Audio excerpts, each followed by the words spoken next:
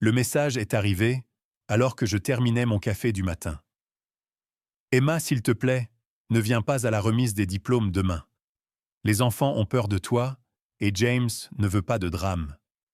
Nous devons respecter leurs sentiments. Je fixais le message de ma mère, ma main tremblant légèrement en posant ma tasse. Peur de moi. La tante qui avait secrètement financé l'intégralité de leurs études universitaires ces 4 dernières années. Je m'appelle Emma Sullivan et à 38 ans, je venais d'être désinvité de la cérémonie de remise des diplômes de ma nièce et de mon neveu. Les études mêmes que j'avais rendues possibles.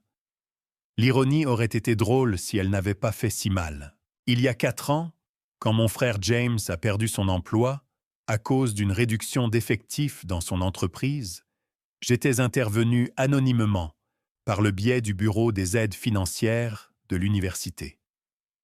Ses jumeaux Amy et Michael venaient d'être acceptés dans des universités prestigieuses. Mais avec le chômage de James et des dettes qui s'accumulaient, leur rêve d'études supérieures semblait impossible.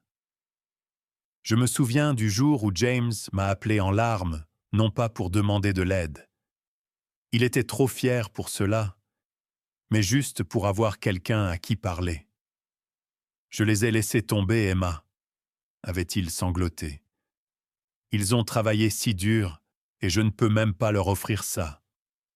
Cette nuit-là, j'ai contacté les universités et j'ai pris des dispositions pour couvrir leurs frais de scolarité de manière anonyme. Je m'étais construit une vie réussie, et bien que je vive modestement, mes investissements avaient bien rapporté.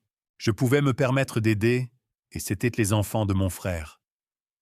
Comment aurais-je pu ne pas le faire? Au fil des ans, j'ai observé de loin Amy et Michael s'épanouir à l'université. Grâce aux nouvelles de mes parents, j'ai appris les recherches d'Amy en biologie marine et les réussites de Michael en informatique.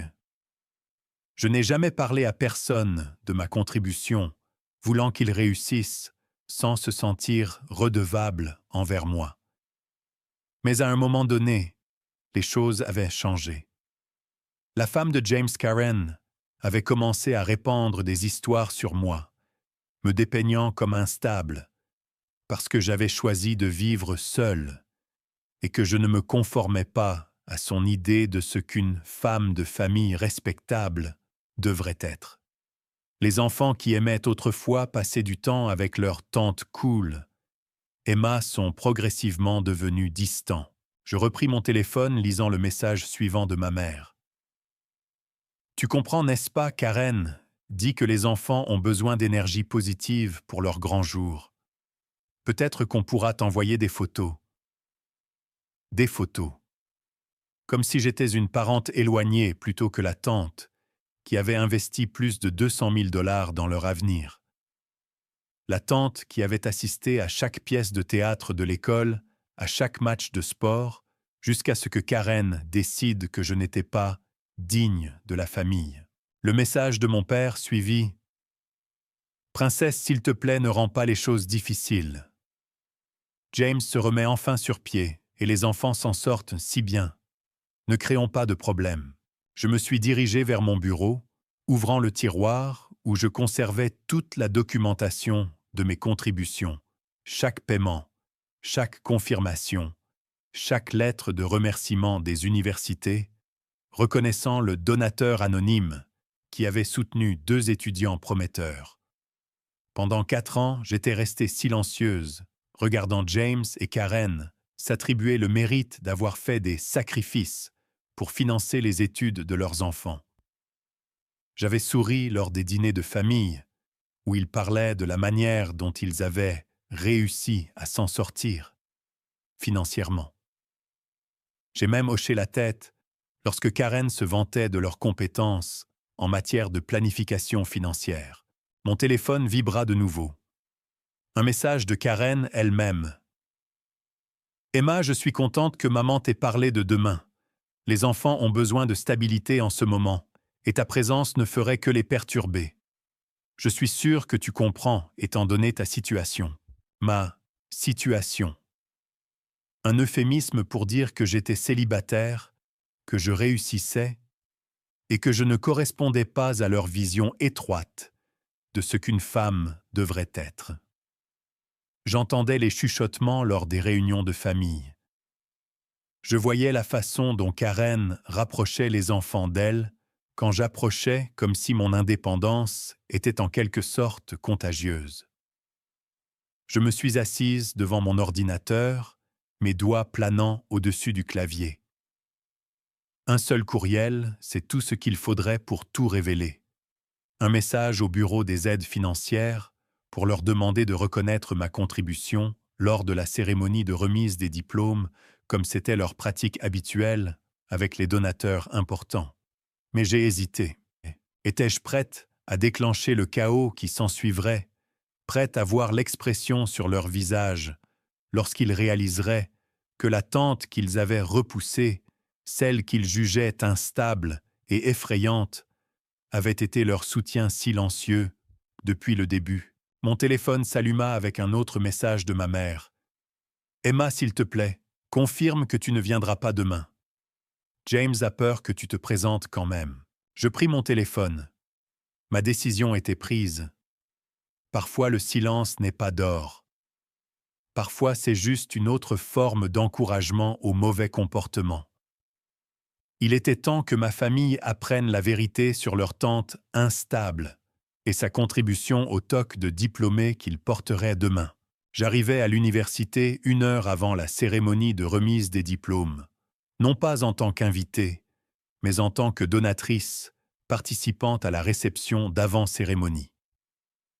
La directrice des aides financières, Madame Thompson, m'accueillit chaleureusement, complètement inconsciente du drame familial qui allait se jouer. « Madame Sullivan, nous sommes si heureux que vous ayez finalement décidé d'être reconnue, » dit-elle en me tendant un badge d'invité d'honneur. « Votre généreuse contribution a fait une telle différence. Amy et Michael ont tous deux été des étudiants exceptionnels. » Je souris acceptant le badge et l'ironie de la situation. La reconnaissance du donateur fera-t-elle toujours partie de la cérémonie? Bien sûr. Nous vous avons ajouté au programme. Vous serez reconnu juste avant les diplômés en ingénierie et en sciences, ce qui inclut votre nièce et votre neveu, si je ne me trompe. Je hochai la tête, mon cœur battant la chamade, alors que j'apercevais ma famille entrer dans l'auditorium principal par une autre porte. Ma mère parfaitement coiffée comme toujours, mon père dans son plus beau costume, James et Karen l'air fiers et complètement inconscients. Les jumeaux marchaient devant eux leurs toges de diplômés impeccables et neuves. Mon téléphone vibra à nouveau. Un autre texto de Karen. « Emma, la sécurité a été informée que tu n'es pas la bienvenue. Ne fais pas de scène. » Je baissai les yeux sur mon badge de donatrice d'honneur et ne pus m'empêcher de sourire. La sécurité ne serait pas un problème aujourd'hui. La cérémonie commença de manière assez traditionnelle, le discours du doyen, l'allocution du major de promotion, tout menant au moment que j'avais à la fois redouté et attendu. Madame Thompson s'approcha du podium, sa voix claire et professionnelle. Avant de commencer la remise des diplômes, nous aimerions reconnaître un donateur spécial dont la générosité a eu un impact significatif sur notre communauté universitaire. Il y a 4 ans, cette personne s'est manifestée pour soutenir pleinement 2 de nos étudiants les plus brillants. J'observais ma famille depuis mon siège, dans la section des invités d'honneur. Ils écoutaient poliment, complètement inconscients de ce qui allait arriver. Je sais qu'à ce donateur qui a choisi de rester anonyme jusqu'à aujourd'hui a contribué à hauteur de plus de 200 000 $ pour s'assurer que ses étudiants puissent poursuivre leurs rêves sans fardeau financier. Je vous demande d'accueillir chaleureusement Madame Emma Sullivan. Les applaudissements commencèrent, puis faiblirent, alors que la confusion se propageait dans la section de ma famille. Je me levai, ajustant ma veste, en me dirigeant vers le podium. Du coin de l'œil, je pouvais voir le visage de Karen blêmir la mâchoire de James tomber. et mes parents se figeaient sur leur siège. Le don généreux de Madame Sullivan a entièrement financé les études de 2 étudiants exceptionnels de notre promotion d'aujourd'hui, Amy et Michael Crawford. L'expression des jumeaux passa de la confusion au choc alors qu'ils réalisaient ce qui était dit. Toutes ces années à croire que leurs parents avaient réussi à financer leurs études. Toutes ces fois où on leur avait dit de se tenir à l'écart de leur tante instable. Tout s'effondrait devant des centaines de personnes. Je m'avançais vers le microphone, ma voix stable, malgré mon cœur battant. L'éducation a toujours été importante pour moi, commençai-je m'en tenant au simple discours que j'avais préparé. Quand j'ai vu 2 jeunes esprits brillants risquer de passer à côté de leurs rêves à cause de difficultés financières, j'ai su que je devais aider. J'ai choisi de rester anonyme, car je pensais que l'accent devait être mis sur leur réussite, pas sur ma contribution. Je fis une pause établissant un contact visuel avec Amy et Michael. J'ai observé avec fierté ces étudiants exceller dans leur domaine. Aujourd'hui, il ne s'agit pas de moi.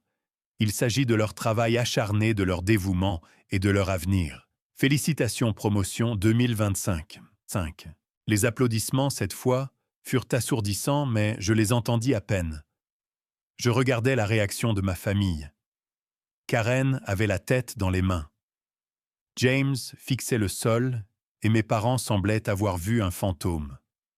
Les jumeaux, cependant, me regardaient avec un mélange de confusion, de gratitude et de compréhension naissante. Alors que je retournais à mon siège, mon téléphone s'illumina de messages. « Maman, Emma, pourquoi ne nous as-tu rien dit? Papa, princesse, nous n'avions aucune idée. James, il faut qu'on parle. Karen, comment oses-tu nous embarrasser comme ça? Je les ignorais tous. Ce moment ne concernait pas leurs sentiments ou leur embarras. Il concernait la vérité, les conséquences et le fait de montrer à ma nièce et à mon neveu que l'attente qu'on leur avait appris à craindre avait toujours été de leur côté. Le reste de la cérémonie se poursuivit, mais le mal, ou peut-être la guérison, était déjà fait. Quand les noms d'Amy et de Michael furent appelés, ils firent chacun une pause sur scène, regardant vers la section des invités d'honneur où j'étais assise. Amy fit un petit signe de la main et Michael hocha la tête. La première reconnaissance que je recevais d'eux depuis des années. Alors que la cérémonie se terminait et que les diplômés lançaient leurs toques en l'air, je me levais pour partir. J'avais dit ce qui devait être dit, révélé, ce qui devait être révélé. Parfois, la meilleure vengeance n'est pas de se venger. C'est de montrer aux gens exactement qui vous êtes et de les laisser vivre avec la conscience de leur erreur. Les suites de la cérémonie de remise des diplômes se déroulèrent exactement comme je m'y attendais. Alors que les familles se rassemblaient à l'extérieur de l'auditorium pour des photos et des célébrations, mon téléphone continuait de vibrer avec des messages de parents qui avaient regardé la cérémonie en direct. « Tante Suzanne, tu es une héroïne, Emma. » Oncle Pete, j'ai toujours su que Karen racontait des mensonges à ses enfants sur toi. Je me tenais en marge de la foule, observant ma famille se blottir, discutant clairement de ce qui venait de se passer. Karen gesticulait sauvagement, le visage rouge de colère, tandis que James n'arrêtait pas de secouer la tête, l'air abasourdi.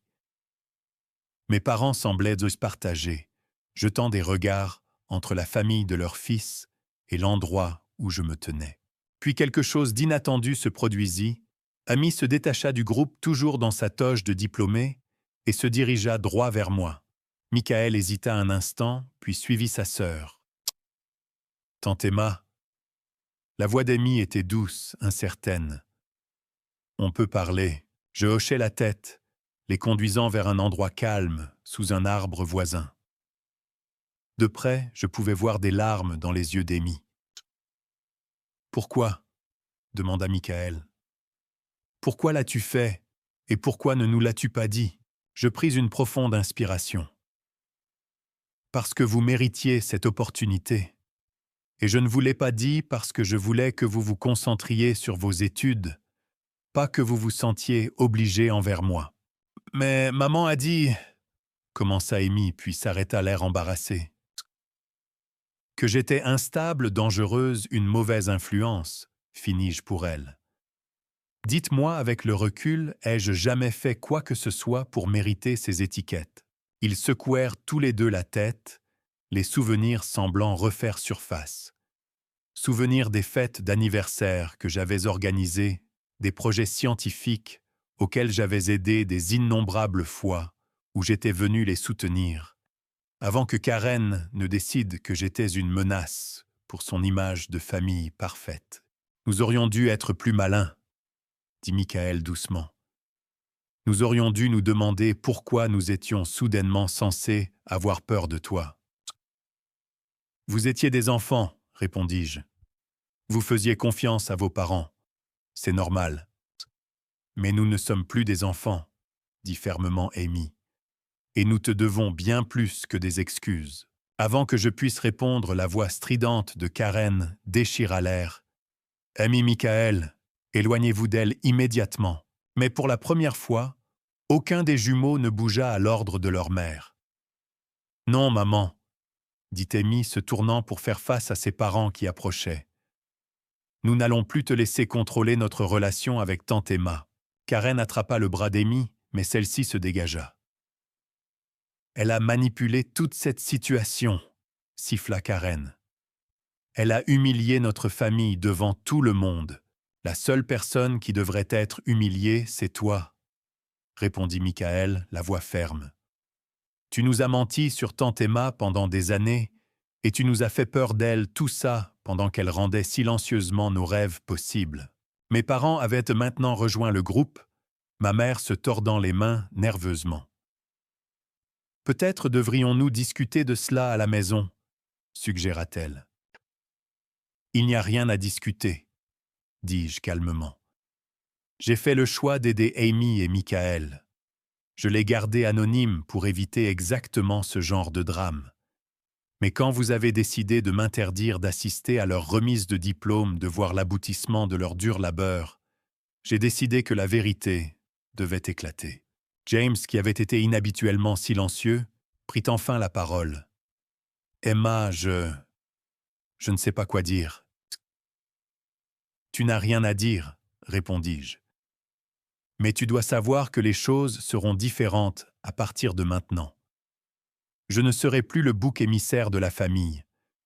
Je ne serai plus mise de côté ou étiquetée comme instable, simplement parce que je ne corresponds pas à l'idée que Karen se fait de ce qu'une femme devrait être. Les jumeaux se placèrent à mes côtés, un geste qui en disait long. Le visage de Karen se tordit de fureur, mais avant qu'elle ne puisse parler, Amy l'interrompit. Maman-papa nous dit non avec tante Emma ce soir. Nous avons 4 ans à rattraper et beaucoup de remerciements à faire, ajouta Michael. Alors que nous nous éloignions ensemble, laissant ma famille stupéfaite derrière nous, je sentis un poids se soulever de mes épaules. La vérité ne m'avait pas seulement libéré. Elle avait donné à Amy et Michael la chance de voir à travers les mensonges qu'on leur avait racontés. Ce soir-là, lors d'un dîner dans mon restaurant préféré, ma nièce et mon neveu partagèrent des histoires sur leurs années d'université, leurs rêves pour l'avenir et leurs regrets d'avoir cru aux mensonges à mon sujet. Nous avons ri, nous avons pleuré, et nous avons commencé à reconstruire la relation que Karen avait tant essayé de détruire.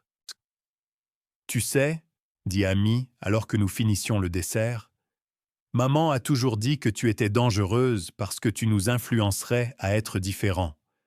Je pense que c'est peut-être exactement ce dont nous avions besoin. » Michael hocha la tête. « Être différent, c'est bien. C'est ce qui nous a permis de faire nos études. C'est ce qui t'a rendue assez forte pour nous aider même quand tout le monde te repoussait. » Alors que je rentrais chez moi ce soir-là, mon téléphone vibra avec un dernier message de mon père. Princesse, je suis désolé. Nous aurions dû voir clair dans le jeu de Karen. Nous aurions dû te protéger.